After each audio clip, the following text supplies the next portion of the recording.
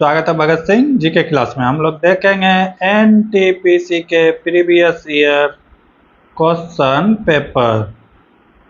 NTPC के previous year question paper यानी CN number 2019 का यानी वैकेंसी था और एग्जाम 2021 में कंडक्ट कराया गया था कोरोना के कारण। ठीक है, तो हम लोग देखेंगे उसी का क्वेश्चन। अगर इसका पीडीएफ लेना चाहते हैं तो हमारे टेलीग्राम चैनल भगत सिंह जी के क्लास से जुड़े।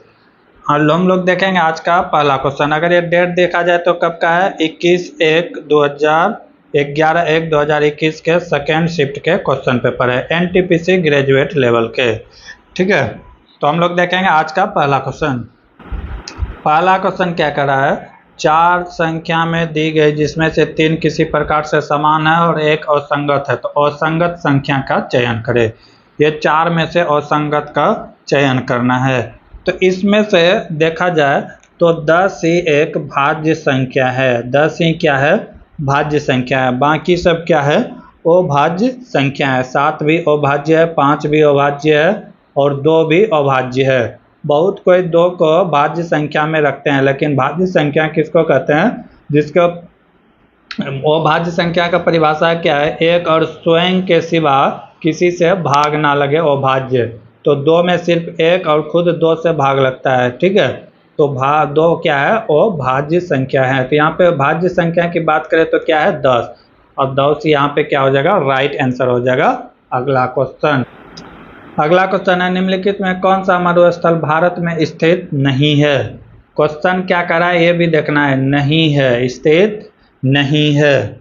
तो सिंधु घाटी जो है, सिंधु घाटी भारत में स्थित नहीं है। ये कहाँ है, तो पाकिस्तान के बलूचिस्तान, पाकिस्तान के जो बलूचिस्तान है, यानी कि पूरा जब भारत अखंड भारत की बात करेंगे तो पंजाब जो था तो उसी पंजाब के भाग में था, सिंध क्षेत्र में फैला हुआ था। ठीक है,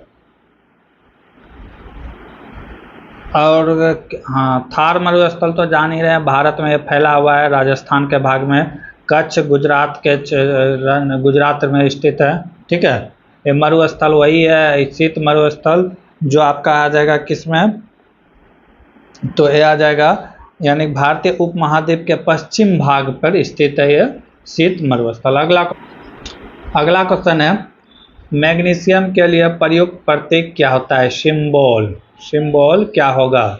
ठीक है, तो मैग्नीशियम के लिए होता है Mg, मैग्नीशियम के लिए क्या होता है, Mg। ठीक है, इसकी अगर परमाणु नंबर की बात किया जाए, एटॉमिक नंबर की बात किया जाए तो 12 होता है। अगर इसी का द्रव्यमान संख्या की बात किया जाए, तो ये होता है 24। कितना होता है, 24। ठीक है, कितना होता है, 24। अगर MO की बात किया जाए तो ये किसका संकेत है, मोबिडॉल के लिए, जिसकी परमाणु संख्या कितना होता है, 50 यानी 42, और द्रव्यमान संख्या की बात करें तो 96 होता है। अगला क्वेश्चन क्या कर रहा है, निम्नलिखित भाषा में FAIKA को URPZ लिखा गया है, तो उसी रूप में इसको कैसे लिखा जाएगा। क्या लिखा गया है, FIKA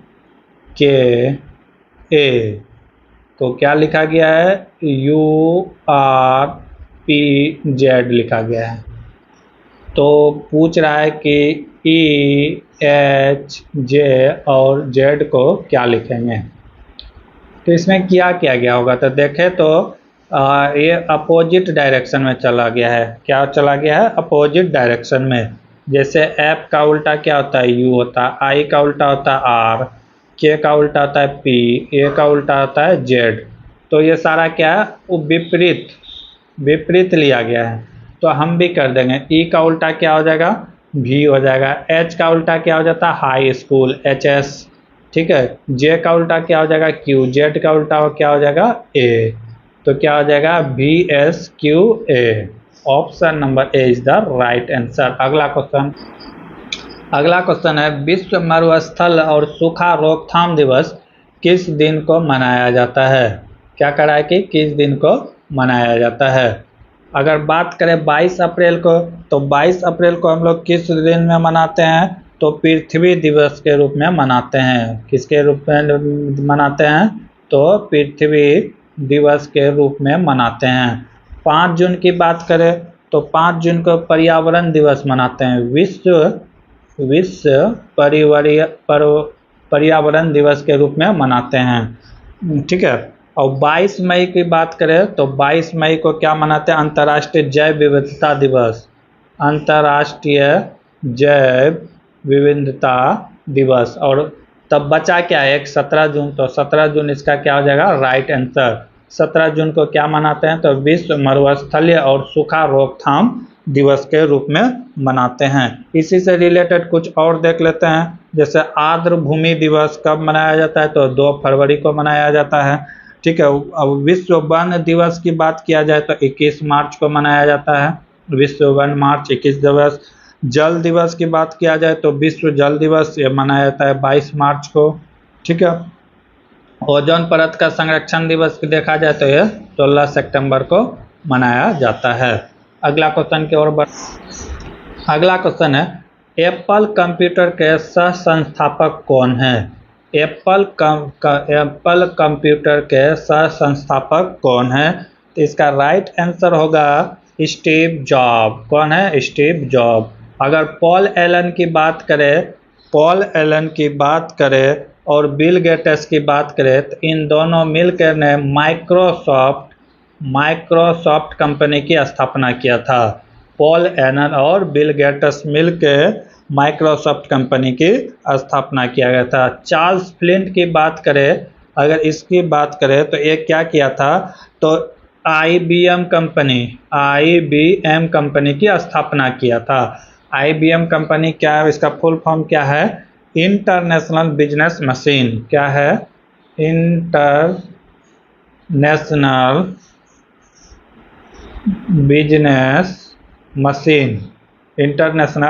business machine. Charles flip. ठीक है। और पॉल एलन और बिल गेट्स मिलकर माइक्रोसॉफ्ट के, और एप्पल का बात किया जाए तो स्टीव जॉब हैं। अगला क्वेश्चन है, एक तैराकी जिसकी स्थिर चाल जल में 9 किलोमीटर पर आवर है, यानी कि शांत जल में इसका चाल कितना है? 9 किलोमीटर पर आवर। कह रहा है कि 45 मिनट में धारा की दिशा में 9 किलोमीटर की दूरी तय कर लिया गया। कहता है कि जो दूरी स्थिर चाल में इसे तय करने में 60 मिनट का समय लगता था, लेकिन धारा की दिशा में यह दूरी कितने देर में तय कर लिया? 45 मिनट्स में ही दूरी तय कर लिया। कितना? 9 किलोमीटर। तो पूछ रहा है कि तो धारा की चाल क्या होगा? यानी कि धारा की भी तो चाल कुछ ना कुछ होगा। जब एक ही डायरेक्शन में जा रहा है, अगर शांत जल में रहता तो 9 किलोमीटर जाने में इसे 1 घंटा लगता, लेकिन ये कितने देर में ही पहुंच गया? 45 मिनट में। ठीक है। तो इसका मतलब धारा में कुछ ना कुछ स्पीड है, धारा का भी स्पीड कुछ ना कुछ है। तो इस तरह भी इसको बना सकते हैं। अगर 45 मिनट में यह 9 किलोमीटर गया तो 1 घंटा में कितना जाता? 1 घंटा में यानी कि 60 मिनट में कितना जाता? 60 मिनट में जाता 12 किलोमीटर। ठीक है, 12 किलोमीटर। तो 12 किलोमीटर जो स्पीड निकला है ये दोनों का है। किसका? एक तैराक का और यानी कि धारा का, दोनों का। जबकि तैराक का चाल हमें पता है, ये 9 किलोमीटर प्रति घंटा ही चल सकता है। तो 3 किलोमीटर किसका होगा? धारा का होगा। तो धारा का चाल कितना हो गया? 3 किलोमीटर प्रति घंटा। ये बाय फार्मूला से भी इसको बना सकते हैं, लेकिन ये थिंकिंग से भी, जिसमें कम समय लगे वो अप्लाई करना है। अगला क्वेश्चन है, दिसंबर 1929 में लाहौर में आयोजित कांग्रेस का वार्षिक अधिवेशन इनमें से किस वजह से महत्वपूर्ण है? ये चारों में से पहला क्या है? भारतीयों के आत्मनिर्भर होने का कारण? नहीं, ये बिल्कुल गलत है। तो पूर्ण स्वराज के प्रति प्रतिबद्धता का कारण? ये सही है। आगे क्या करा है? देश की जनता द्वारा किए गए कार्य के कारण? नहीं। भारी बहुमत के कारण? नहीं। तो इसका मूल कारण क्या था? पूर्ण स्वराज की मांग। जब लाहौर अधिवेशन हुआ था, लाहौर अधिवेशन कब हुआ था? तो 1929 में, जिसकी अध्यक्षता किसने किया था? तो जवाहरलाल नेहरू के द्वारा किया गया था। किसके द्वारा? जवाहरलाल नेहरू के द्वारा किया गया था। ठीक है, इसी में जो है रावी नदी के कारण, रावी नदी के किनारे रात में 12 बजे के आसपास भारतीय तिरंगा पहली बार फहराया गया था। ये क्वेश्चन पूछता है किस नदी के किनारे? तो रावी नदी के किनारे। कौन सा अधिवेशन? तो लाहौर अधिवेशन। किसके द्वारा? तो पंडित जवाहरलाल नेहरू के द्वारा फहराया गया था। और यहीं पे एक नारा दिया गया था, पूर्ण स्वराज। पूर्ण स्वराज का मतलब होता है पूर्ण स्वतंत्रता। पहले तो 1928 में हम लोग डोमिनियन स्टेट मांग रहे थे। 1928 में हम लोग क्या मांग रहे थे? Dominion state. लेकिन उसके बाद जस्ट हम लोग 1929 में हम लोग ने क्या चीज़ की मांग कर दी? पूर्ण स्वराज, यानी कि पूरा अधिकार अब हमें चाहिए। ठीक है, पूर्ण स्वराज की मांग। ये क्वेश्चन बार बार पूछा जाता है, पूर्ण स्वराज की मांग कब किया गया था पहली बार? तो 1929 में। ठीक है, और किस के नदी के किनारे? तो रावी नदी के किनारे। लाहौर अधिवेशन कब हुआ था? तो 1929। सब क्वेश्चन इसमें इंपॉर्टेंट है। अध्यक्षता किसने किया था? तो जवाहरलाल नेहरू ने। और इसी समय वंदे मातरम, भारत इनकलाब जिंदाबाद के नारा के बीच भारतीय तिरंगा को फहरा दिया गया। ठीक है, और इसीलिए हम लोग 26 जनवरी को हर एक साल गणतंत्र दिवस के रूप में मनाते हैं, क्योंकि पहली बार जो झंडा फहराया गया था 26 नवंबर 1929 को पहली बार झंडा फहराया गया था। वहीं ये फैसला लिया गया था रावी नदी के। इसीलिए इस दिन को यादगार बनाने के लिए हम लोग ने संविधान को 2 महीना डिले किए थे। अगला क्वेश्चन क्या है? निम्नलिखित श्रृंखला में ऐसे कितने 8 हैं जिनके बाद 4 नहीं है? यानी 8 है लेकिन यहाँ पे 4 नहीं है। 4 नहीं है, परंतु जिसके पहले 5 आता हो, जिसके पहले 5 हो, ऐसा नहीं होना चाहिए। कितने जगह है कि ऐसा नहीं है? तो हम लोग ढूंढना स्टार्ट करते हैं। यहाँ पे एक 8 है, तो पहले हमको ढूंढना क्या है? 8 और 5 एक जगह ढूंढना है।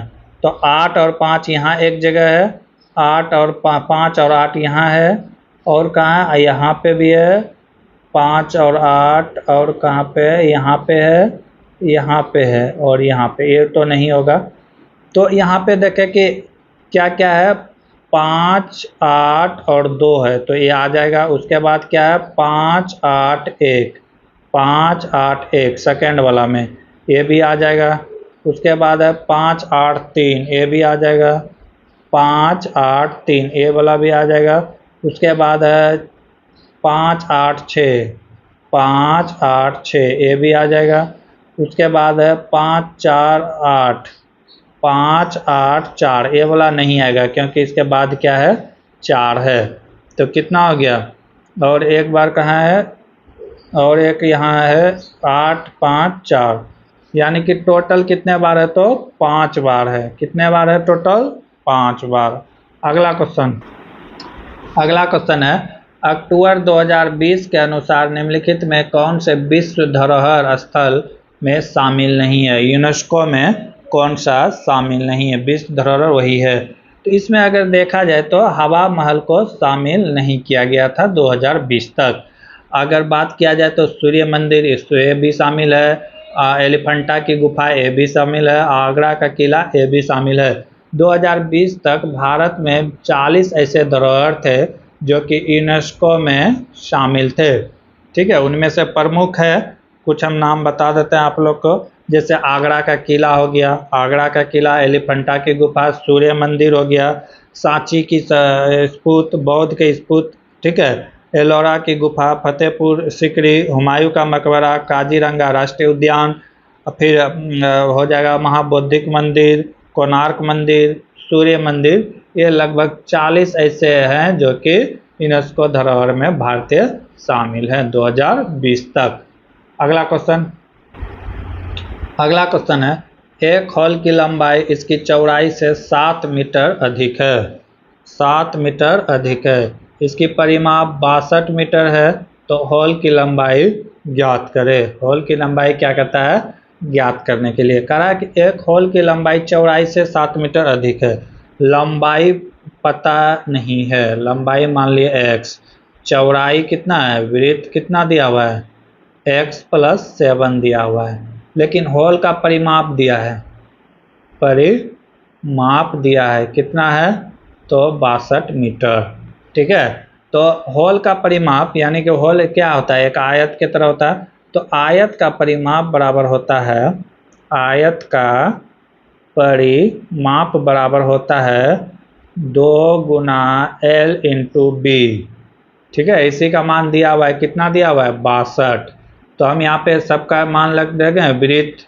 ठीक है, ये W भी लिख सकते हैं, या वृत्त भी लिख सकते हैं, जो लिख सकना है लिखिए, रहित ही देते हैं। ठीक है, वृत्त। तो अब यहाँ पे 2 और लंबाई हमें पता है x, लंबाई कह रहा है कि चौड़ाई से 7 मीटर अधिक है, यानी कि इसका वृत्त है 7 मीटर और चौड़ाई है 7 प्लस 7, तो ये हो जाएगा x प्लस 7 प्लस x, इसका मान दिया हुआ है 62। तो क्या हो जाएगा टोटल, तो ये हो गया 2x प्लस 7, तो 2x प्लस 7 इक्वल टू 62 हो गया। अब 62 उधर जाके क्या हो जाएगा माइनस, तो यहाँ क्या हो जाएगा, ये 2 से 62 कट जाएगा कितना बार में, 31 बार में। 2x प्लस 7 इक्वल टू हो जाएगा 31, तो 2x बराबर क्या हो जाएगा 31 माइनस 7, 2x इक्वल टू 31 जाएगा इसमें, तो कितना बचेगा 24, तो x बराबर क्या हो जाएगा 24/2, कट के कितना गया 12, यानी कि चौड़ाई निकल गया कितना 12 मीटर, और लंबाई कितना हो जाएगा 19 मीटर। तो क्या करा है, होल की लंबाई ज्ञात करें, तो कितना हो गया 19 metre is the right answer, option number 2 is the right answer. अगला क्वेश्चन है, शाहजहां की बेटी डैश ने शाहजहानाबाद दिल्ली में स्थापित की नई राजधानी की वास्तुशिल्प परियोजना में भाग लिया था। तो शाहजहां की बेटी कौन था, तो जहांआरा। कहाँ था, जहांआरा। अगर शाहजहां की बात कहे तो इसके शासनकाल में मुगल काल को यानी कि वास्तुकार का स्वर्ण युग कहा जाता है, वास्तुकार का स्वर्ण युग कहा जाता है, क्योंकि इसके शासनकाल में ये युद्ध से ज़्यादा वास्तुकार में ध्यान दिए थे, बहुत कुछ इन्हों के द्वारा बनाया गया था। ठीक है, इनके द्वारा जो बहुत चीज़ बनाया गया था, जैसे जहानाबाद शहर बसाया गया था। ठीक है, दिल्ली का लाल किला, दिल्ली का जो लाल किला देख रहे हैं शाहजहां के द्वारा बनाया गया है। दिल्ली का लाल किला हो गया, जामा मस्जिद हो गया, जामा मस्जिद इसी का निर्माण का।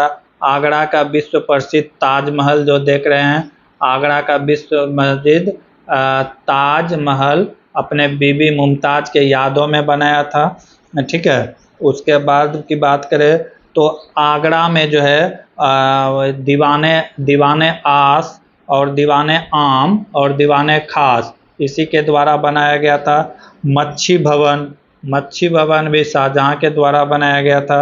शीश महल की बात करें तो शाहजहां के द्वारा बनाया गया था। नगीना मस्जिद किसके द्वारा बनाया गया था, तो शाहजहां के द्वारा। मोती मस्जिद शाहजहां के द्वारा।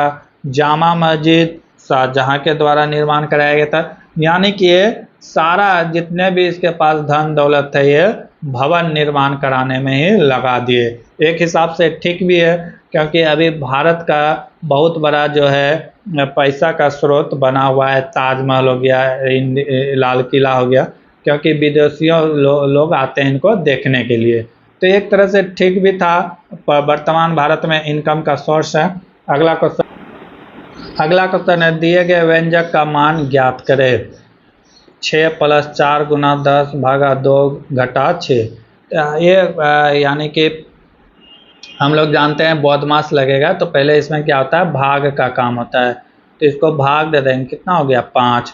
उसके बाद भाग के बाद गुना का काम होता है, तो 4 × 5 = 20, 20 और 6 कितना हो गया 26 - 9, 26 में 9 जाएगा कितना हो जाएगा 17, 17 is the right answer, option number A. पहले किसका काम करेंगे, पहले भाग का काम करेंगे, उसके बाद गुना का, पहले भाग उसके बाद गुना, उसके बाद जोड़, उसके बाद घटा। अगर ऑप लिखा रहे कहीं पे तो उससे पहले भी ऑप, गुना से पहले ऑप का कार्य होगा। अगला क्वेश्चन ब्रैकेट रहेगा तो उससे पहले ब्रैकेट का काम होगा। अगला क्वेश्चन है 35 स्कूली छात्र के समूह में वायु का माध्य कितना था 16। आयु का माध्य कितना था 16। माध्य मतलब औसत, औसत उम्र कितना था 16। कहता है कि एक 52 वर्षीय शिक्षक के समूह में शामिल हो जाने से छात्रों का और शिक्षक की औसत आयु का माध्य क्या हो जाएगा। क्या कह रहा है कि 35 छात्र था तो उस समय औसत आयु कितना था 16 वर्ष। अब कह रहा है कि शिक्षक भी शामिल हो गया है जिसका उम्र कितना है 52 ईयर्स है। तो पूछ रहा है कि ये 35 छात्र से बढ़ के अब कितना हो जाएगा 36 हो जाएगा। तो इन 36 का एवरेज एज क्या होगा, एवरेज एज पूछ रहा है कि क्या होगा। तो इसका बनाने का एक अलग ही मेथड हो सकता है। जैसे 52 में से अगर 16 निकाल दे तो ये इसके बराबर आ जाएगा। ठीक है, अब 52 से यानी कि 52 में अगर 16 घटा देंगे तो कितना आ जाएगा 36। आई 36 किसके बीच बटेगा तो 35A प्लस एक शिक्षक 36 के बीच। तो ये कितना बार में कट जाएगा, एक बार में 16 था तो एक बार जाएगा कितना हो जाएगा 17 वर्ष हो जाएगा। कितना हो जाएगा 17 वर्ष। यह इसका और भी मेथड से बना सकते हैं। जैसे टोटल छात्र की संख्या 35, इसका एवरेज आयु कितना है 16 वर्ष और शामिल कौन हुआ है तो 52 साल के एक शिक्षक, तो 52 साल ऐड कर देंगे। बाय में कितना हो जाएगा, टोटल में कितना स्टूडेंट था 35 और एक टीचर शामिल हुआ है तो एक प्लस कर देंगे। इसको गुना कर देंगे तो इसको अगर गुना करेंगे 35 गुना 16 तो ये हो जाएगा 460 प्लस 52 और नीचे हो जाएगा 36। इसको जब जोड़ेंगे तो कितना होगा 612 बटे 36। इसको अगर कटा भी देते हैं तो 17 आएगा। बनाने का प्रोसेस कुछ भी हो लेकिन आंसर एक आएगा। Option number 4 is the right answer. अगला क्वेश्चन है दो संख्या का महत्तम समावर्तक लघुत्तम समावर्तक एलसीएम उनके महत्तम समावर्तक का 24 गुना है। कह रहा है कि एलसीएम जो है एचसीएफ का कितना है 24 गुना है।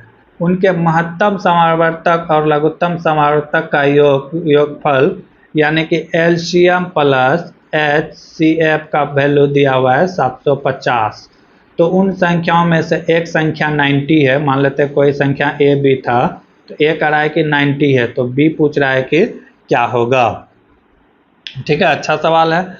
मान लेते हैं कि माना कि एलसीएम क्या है, माना कि एलसीएम एक्स है। क्या है एक्स।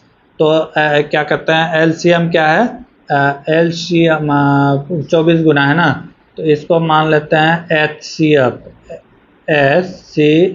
एक्स मानते हैं। एचसीएफ क्या मानते हैं एक्स।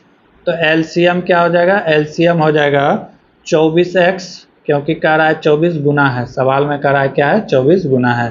तो एलसीएम क्या हो गया 24 गुना। अब एलसीएम प्लस एचसीएफ का मान दिया हुआ है, कितना दिया हुआ है 750। ठीक है, तो अगर हम इस तरह लिखे एक्स एलसीएम का मान क्या है x plus 24x equal to 750, कोई दिक्कत नहीं। तो ये कितना हो जाएगा 25x इक्वल टू हो गया 750।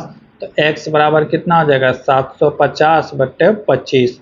कितना बार में कटेगा, एक कट जाएगा 5 या 15 यानी कि 30 बार में कट जाएगा। x का वैल्यू निकल के आ गया 30। ठीक है, यानी कि एलसीएम निकल के आ गया 30। तो एचसीएफ कितना हो जाएगा, यानी कि एचसीएफ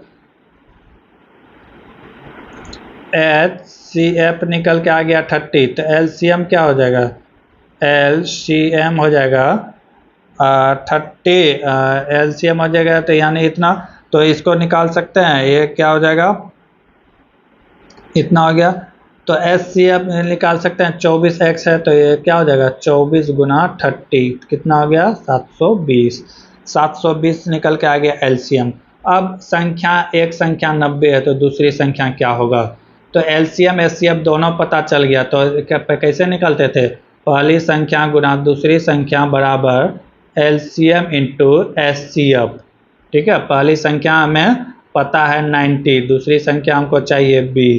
एलसीएम का मान है 720, एचसीएफ कितना निकल के आया 30। तो b बराबर निकल जाएगा 720 इंटू 30 बाय 90, इसको कटा देंगे 3 बार में, 3 से कितना बार में कटेगा, 3 से कटेगा 124 बार में, यानी कि 240 is the right answer. B बराबर कितना हो जाएगा, 240 इज द राइट आंसर।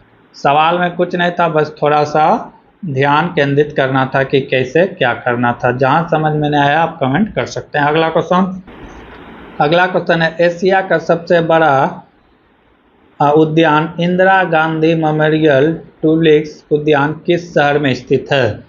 तो इसका बात करें तो इंदिरा गांधी जो है ये कहाँ है, तो श्रीनगर में है। कहाँ है, श्रीनगर में। सबसे बड़ा में से बात करा जाए और भारत के प्रमुख उद्यान, जैसे लाल बाग हो गया, लाल बाग की बात करें तो ये कहाँ है, बेंगलुरु में है, बेंगलुरु में है। शालीमार की बात करें, शालीमार राष्ट्रीय उद्यान, तो इसका बात करें तो ये कहाँ है, ये भी श्रीनगर में है। ठीक है। उसके बाद बुद्ध जयंती पार्क की बात करें, बुद्ध जयंती पार्क की बात करें तो ये न्यू दिल्ली में है। कहाँ है, न्यू दिल्ली में। वृंदावन गार्डन की बात करें तो ये मैसूर में है। वृंदावन गार्डन कहाँ है, तो मैसूर में है। मुगल गार्डन की बात करें, मुगल गार्डन सबको पता होगा ये नई दिल्ली पे है, यानी कि लाल किला के अंदर आज है। ठीक है। रॉक गार्डन की बात करें तो रॉक गार्डन सबको पता होगा चंडीगढ़ में है। कहाँ है, चंडीगढ़ में। ठीक है।